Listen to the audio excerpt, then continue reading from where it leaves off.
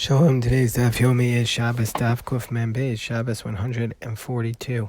Today's Daf Yomi we begin with the Mishnah on 142b, where Mishnah talks about those things that are muktzah, that are not allowed to be moved on Shabbos. So it says our Mishnah, Evan shall pia chavis. Let's say you have a stone that was placed on top of a barrel, and you need to get wine from inside the barrel, then you're not allowed to just pick up the stone and remove it because the stone is considered muktzah. So what do you need to do? Matal tzita, you're supposed to lean the barrel on its side, v'hino felas, and the stone will fall off on its own. So too, haisa beina chaviyos, but let's say the barrel was amongst all the other barrels, and you're afraid that if you're going to tilt the barrel to pour off the stone, that maybe it's going to fall into another barrel and break it. So therefore, what you can do under those circumstances, magbia, you can lift up the barrel, umata al tzida, and after you lift it up, then you tilt it on its side, v'hino felas, and then the stone will fall without falling on the other barrels. Let's say you have ma'os shalakar. Let's say you have money that's on a pillow, and you want to use the pillow. Menayar asakar v'hino felas. You're allowed to shake out the pillow, and the money will fall off, and then you can use the pillow however you want it. Let's say you have on this pillow something that's revolting, like for example feces or spit. Then then you can clean off the undesirable thing that's there with a rag, but you cannot put the feces into water, because if you're going to dip it into water, that's going to be considered like you're washing the clothes with laundry, and that you're not allowed to do on Shabbos. Or let's say it was made out of leather, then then you can place water on it, because placing water on leather is not going to be considered like laundry. So the Gemara continues our discussion of this, and the Gemara says, what do you mean that if the money is on the pillow, you're allowed to shake it off? What is this referring to?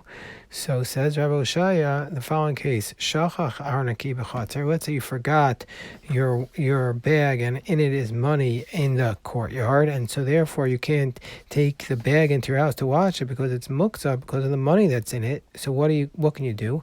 Maniach aleh kikar utinok. You could put a loaf of bread or a child on top of the bag, umetalto, and by doing that, then you could take the bag, even though it has money in it, but because it also has the wallet, because it also has the child and the bread on it, you're allowed to take it in.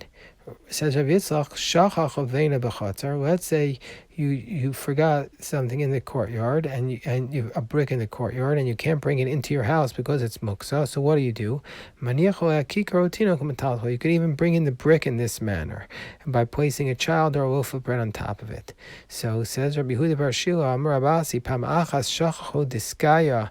One time I forgot a bag filled with money, and I forgot it in the highway or the intercity road. Rabbi Yochanan said, "What do we do? I have a bag full of money." So Rabbi Yochanan said, Rabbi Yochanan said, you're allowed to put money onto it, put a child or a loaf of bread onto it, and then because you could carry it.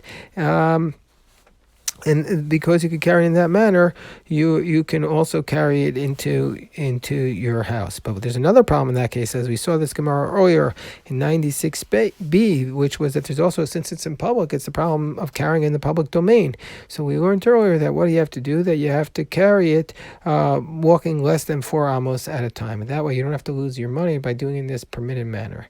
So says Mar Zutra, the law is like all of these teachings, that you can carry this muksa manner in this manner, but that's only the case that the law is like these teachings in a case of shocheach, where you forgot it. But if you intentionally want to do it like that, you intentionally left it there in order to move it the next day, that's not going to be permitted. Rav Ashi says, no, afilu shachach, even if you forgot it, it's not permitted. Amru kikar utinok, this leniency of carrying something via a loaf of bread or a child, when is that allowed? Only l'meis b'vad, only by a dead body, as we've seen 2 or 3 times in I think 3 times so far in the tractate, that you can carry carry a dead body by placing a loaf of bread or a child on this body. Abaye manach kappa kipe. Abaye placed a spoon on top of a bundles of produce, and Rava manach sakina bar Yona. Rava placed a knife on a slaughtered dove in order to carry them. This is how they carried it. They carried it. So when Rav Yosef saw what Abaye and Rava did, The Abai and Rabba were the students of Rabbi Yosef. When he saw what they did, he said, "Kama harifa shmaitata the dardiki." He said, "Look how sharp are these teachings of these children. These youth, the young ones. They're very sharp. That's the dardiki." And he says, "Look how sharp they are. That they figure out these leniencies in order to carry. That they think that this is the way that you can carry. However, it's not the case." Because they're wrong, even though they're sharp or they're not correct. The rabbi said this by a case of shocheach, but by a case of lechatchila, but even initially to do it in this manner, it's not correct. We see from here that sometimes, even though a person, the younger generation, is sometimes dardaki or harife, they're sharp, doesn't mean that they're right. They might be sharper, but they don't have necessarily the tradition from the earlier generations. And so Abaye seems to recognize this. Abaye says, "He loved Adam Chashav Hana. If I was not such a distinguished person, and other people would learn from me and think that they could be also lenient in other areas, kapa kipe lemeli. I wouldn't even need to put a cup over it. What would I do? Since these bundles could be sat upon, I could just move them by themselves because they're not muktzah." We see also from here another important principle, that a person who is an adam chashav, a distinguished person, has to be especially careful with his behavior, because people will look at this person and learn from their activity.